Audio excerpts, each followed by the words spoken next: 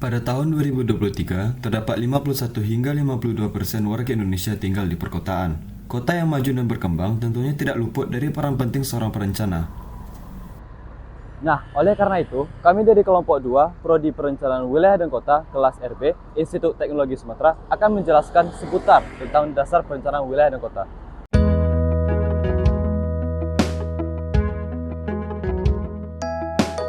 Perkenalkan, saya M. Pablo Raif dengan NIM 123220080 dari daerah Payakumbuh, Sumatera Barat.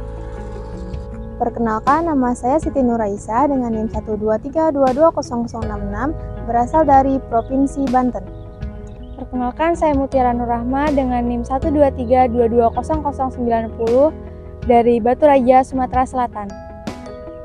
Perkenalkan, nama saya Zeti Amri dengan NIM 123220098 dari Agam, Sumatera Barat.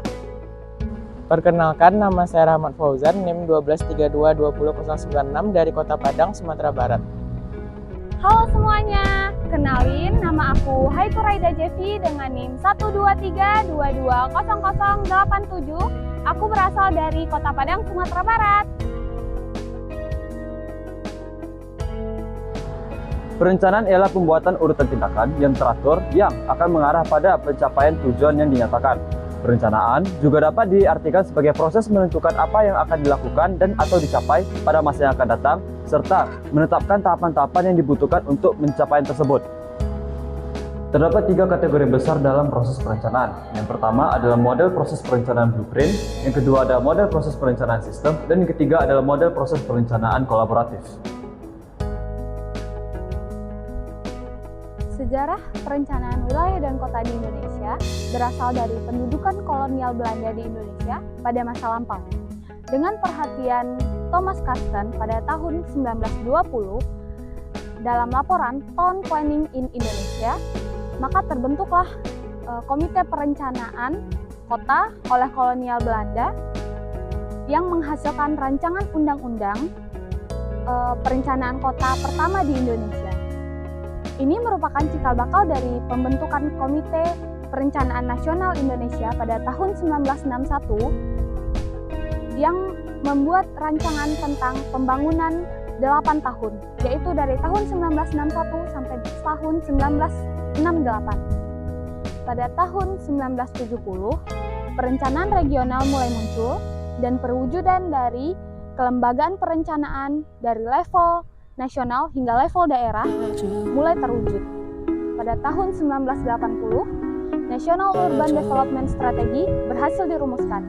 Tahun ini merupakan tonggak dari perencanaan spasial yang mengambil gagasan dari gaya perencanaan Inggris, serta lahirnya Undang-Undang Nomor 24 Tahun 1994. Namun, karena perencanaan spasial mengalami kegagalan, maka disusunlah undang-undang baru tentang penataan ruang, yaitu Undang-Undang Nomor 26 Tahun 2007.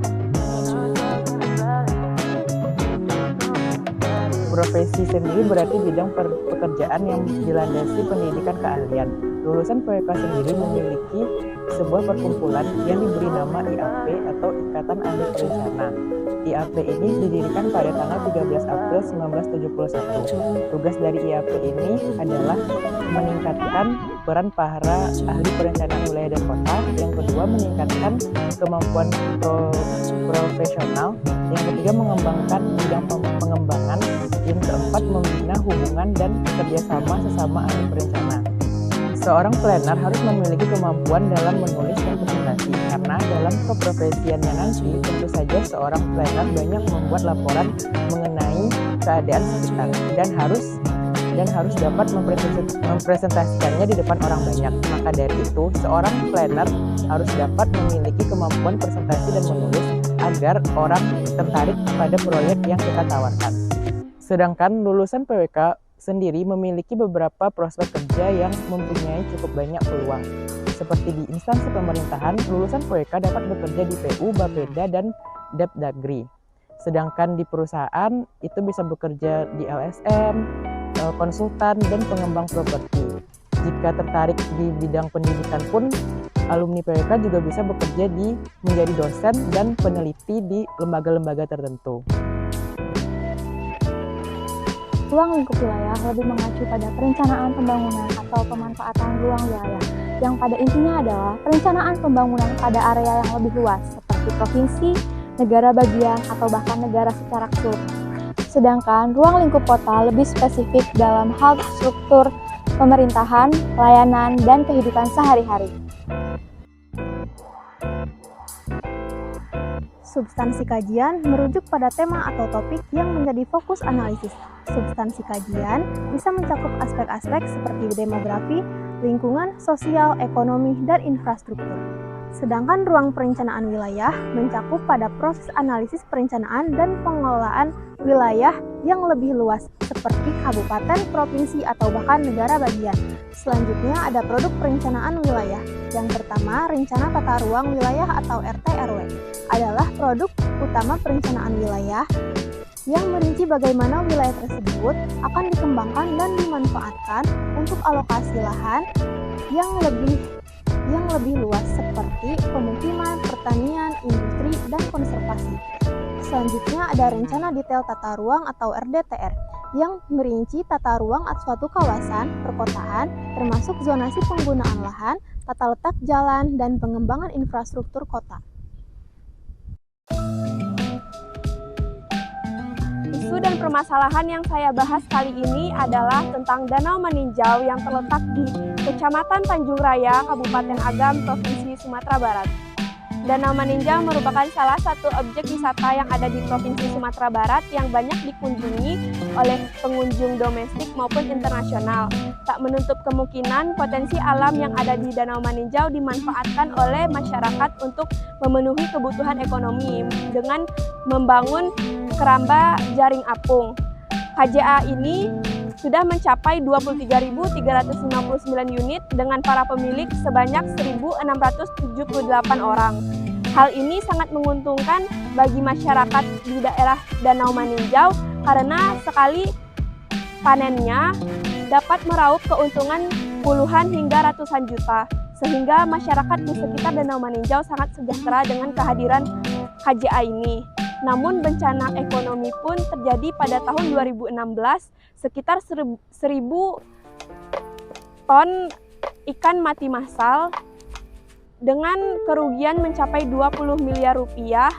Hal ini dikarenakan minimnya oksigen, cuaca yang ekstrim, dan tubuh balerang.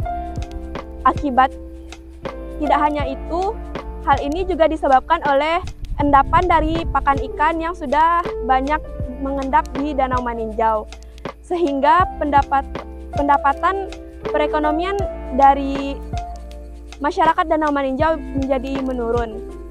Selain berdampak kepada perekonomian, hal ini juga berdampak kepada lingkungan, yang diantaranya pencemaran air yang disebabkan oleh adanya sulfur di dalam danau. Kenapa Danau Maninjau terdapat sulfur? Karena dulunya Danau Maninjau merupakan bekas letusan dari Gunung Tinjau. Selain itu, Danau Maninjau juga terdapat endapan dari pakan ikan yang terus-menerus bertambah. Kemudian pencemaran udara. Pencemaran udara ini disebabkan oleh bau busuk dari bangkai ikan, dan tak jarang pula masyarakat juga mencium aroma balerang dari danau. Kemudian limbah dari bangkai ikan di danau dibiarkan begitu saja karena masyarakat tidak mendapat arahan dari pemerintah, sehingga hal ini berpengaruh kepada kualitas air yang menyebabkan air beraroma busuk dan berminyak. Informasi terbaru, pada Mei 2023 terjadi kematian ikan sebanyak 15,2 ton yang kerugian mencapai 380 juta. Hal ini sudah diupayakan oleh para pemerintah daerah maupun pusat untuk pengurangan KJA di Danau Maninjau. Namun semua masyarakat sangat menolak akan hal itu karena semua perekonomian sangat bergantung pada KJA di Danau Maninjau. Pada situasi saat sekarang ini, para petani keramba juga banyak berkurang karena tingginya modal dan risiko, akan tetapi minimnya keuntungan. Karena harga pakan ikan yang sangat mahal dan harga jual ikan yang sangat rendah, yaitu 20.000 per kilonya. harapan saya terhadap isu dan permasalahan yang terjadi di Danau Maninjau ini, semoga permasalahannya cepat teratasi baik lingkungan hidup maupun perekonomian, karena jika dibiarkan terus-menerus akan tidak layak untuk dihuni baik oleh manusia maupun makhluk hidup yang ada di Danau Maninjau. Nah, kesimpulan dari mata kuliah Dasar Perencanaan Wilayah dan Kota pada semester ini ialah kita dapat mengetahui apa itu perencana dan prosesnya, bagaimana ilmu keperencanaan wilayah dan kota bisa masuk ke Indonesia, keprofesian dari lulusan perencanaan wilayah dan kota, perbedaan antara wilayah dan kota serta produk-produknya, dan apa saja isu-isu yang terdapat di Indonesia dalam bidang ke-PWK-an seperti masalah dan potensi.